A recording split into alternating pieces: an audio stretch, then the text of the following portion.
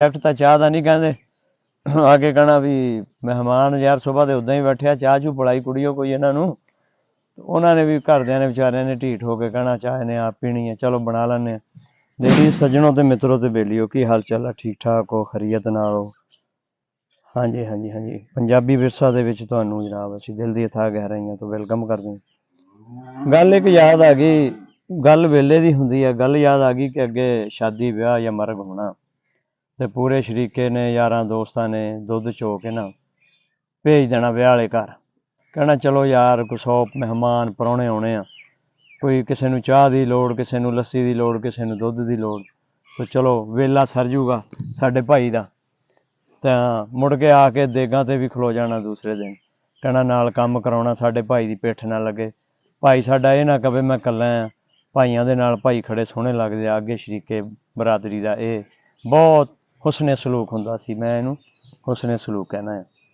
ਹੁਣ ਜਨਾਬ ਤੋਬਾ ਤੋਬਾ ਤੋਬਾ, ਹੁਣ ਜਿਹਦੇ ਕੋਲ 4 ਮੱਝਾਂ ਉਹਦੇ ਵੀ ਘਰ ਦੁੱਧ ਕੋਈ, ਜਿਹਦੇ ਕੋਲ 10 ਮੱਝਾਂ ਉਹਦੇ ਵੀ ਕੋਈ ਨਹੀਂ। ਸ਼ਾਦੀ ਆ ਜਾਵੇ ਜਨਾਬ ਮੁੱਲ ਨੂੰ ਦੁੱਧ ਨਹੀਂ ਲੱਭਦਾ। ਉਹ ਜਿਹੜੇ ਭਾਈ ਆਪਣੇ ਹੁੰਦੇ ਆ ਸ਼ਾਦੀ ਵਿਆਹ ਵਾਲੇ ਘਰ, ਉਹ ਬਸ ਉਹਨਾਂ ਨੇ ਸੋਚਣਾ ਆਪ ਚਲੇ ਜਾਣਾ, ਜਾ ਕੇ ਖਾਲੀ ਬਹਿ ਜਾਣਾ, ਕਹਿਣਾ ਚਲੋ ਘਰੋਂ ਸੋਚ ਕੇ ਜਾਣਾ ਕਿ ਚੱਲ ਯਾਰ ਵਿਆਹ ਵਾਲੇ ਘਰ ਜਾ ਕੇ ਚਾਹ ਪੀਵਾਂਗੇ। ਆਉਂਦੇ ਹੀ ਦੇਖਣਾ ਸੂਰਤ ਹਾਲ ਦੇਖਣੀ। ਡਾਇਰੈਕਟ ਤਾਂ ਚਾਹ ਦਾ ਨਹੀਂ ਕਹਿੰਦੇ, ਆ ਕੇ ਕਹਿਣਾ ਵੀ ਮਹਿਮਾਨ ਯਾਰ ਸੁਬਾਹ ਦੇ ਉੱਦਾਂ ਹੀ ਬੈਠਿਆ, ਚਾਹ ਚੂ ਪਿਲਾਈ ਕੁੜੀਓ ਕੋਈ ਇਹਨਾਂ ਨੂੰ। ਉਹਨਾਂ ਨੇ ਵੀ ਘਰਦਿਆਂ ਨੇ ਵਿਚਾਰਿਆਂ ਨੇ ਢੀਠ ਹੋ ਕੇ ਕਹਿਣਾ ਚਾਹ ਇਹਨੇ ਆਪ ਪੀਣੀ ਹੈ, ਚਲੋ ਬਣਾ ਲੈਂਦੇ ਹਾਂ। ਦੇਸ਼ ਕਾ ਉੱਤੇ ਪਿਆ ਹੀ ਹੁੰਦਾ ਸੀ, ਚਾਹ ਬਣਾ ਕੇ ਦੇਣੀ, ਨਾਲੇ ਉਹਨੇ ਆਪ ਪੀਣੀ, ਪ੍ਰਾਹੁਣਿਆਂ ਨੇ ਪੀਣੀ। ਮੁੜ ਕੇ ਅਗਲੀ ਸੋਚਣੀ ਸ਼ੁਰੂ ਕਰ ਦੇਣੀ ਵੀ ਚਲੋ ਯਾਰ ਹਲੇ ਪੱਠੇ ਦੱਥੇ ਦਾ ਟਾਈਮ ਨਹੀਂ ਹੋਇਆ, ਸ਼ਾਮ ਨੂੰ ਰੋਟੀ ਹੁਣ ਇੱਥੋਂ ਖਾ ਕੇ ਜਾਵਾਂਗੇ।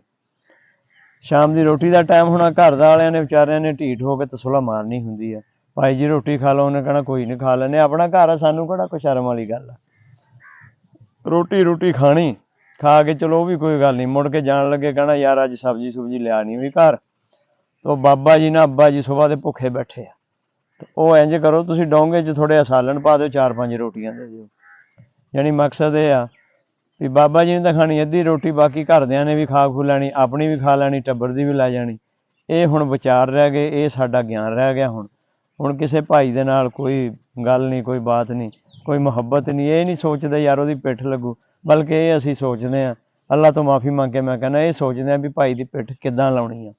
ਇਹ ਬਹੁਤ ਬੁਰਾ ਰਿਵਾਜ ਆ। ਤੇ ਦੋਸਤਾ ਅੱਜ ਕਿਸੇ ਦੀ ਪਿੱਠ ਲਾਏਗਾ, ਕੱਲ੍ਹ ਨੂੰ ਤੇਰੀ ਲੱਗ ਜਾਣੀ ਆ। ਜਿੱਦਾਂ ਦਾ ਪਿਆਰ ਦੇਣਾ ਉੱਦਾਂ ਦਾ ਹੀ ਲੱਭਣਾ। ਆਪਣੀ ਮੱਝ ਦਾ ਦੁੱਧ ਦਾ ਭਾਵੇਂ 100 ਕੋਹ ਤੇ ਜਾ ਕੇ ਪੀ ਲਾ, ਪਲਾਇਆ ਹੀ ਪੀਣਾ ਆ। ਤੇ ਇਸ ਬਾਰੇ ਗੌਰ ਕਰੀ, ਫਿਕਰ ਕਰੀ।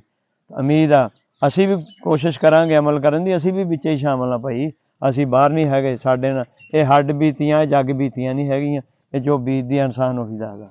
ਬਹੁਤ ਮਿਹਰਬਾਨੀ, ਸ਼ੁਕਰੀਆ।